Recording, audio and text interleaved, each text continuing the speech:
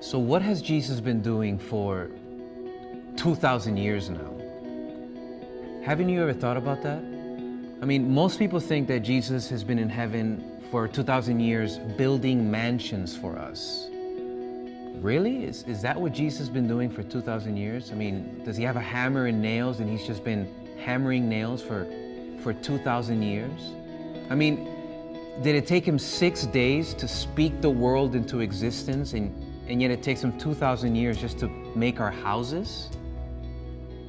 Obviously, there's got to be something far more significant going on up there. And actually, the Bible presents this amazing picture that Jesus is actually in a sanctuary in heaven. And in the Old Testament, there was a sanctuary on earth that was a replica. It was just a pattern.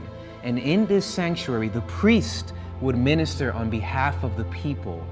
The priest would be the mediator between God and man. And Scripture tells us that when Jesus ascended to heaven, he entered into the heavenly sanctuary. In the book of Hebrews, actually, the Bible tells us about Jesus' role in this heavenly sanctuary.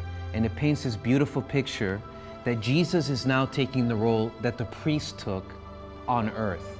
Jesus, it says here in the book of Hebrews chapter 9 and verse 24, it says that Christ has entered into heaven itself to appear in the presence of God for us.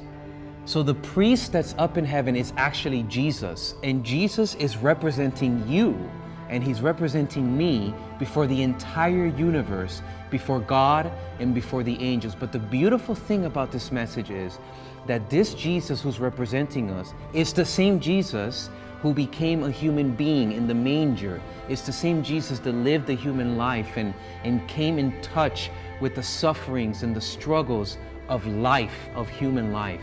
And this is the representative that's representing us before God in heaven. Heaven has invested every possible resource for the salvation of every person.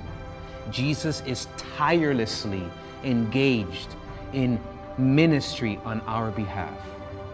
He has done everything possible for us to be in heaven. He's actually looking for excuses and for reasons to receive us into heaven.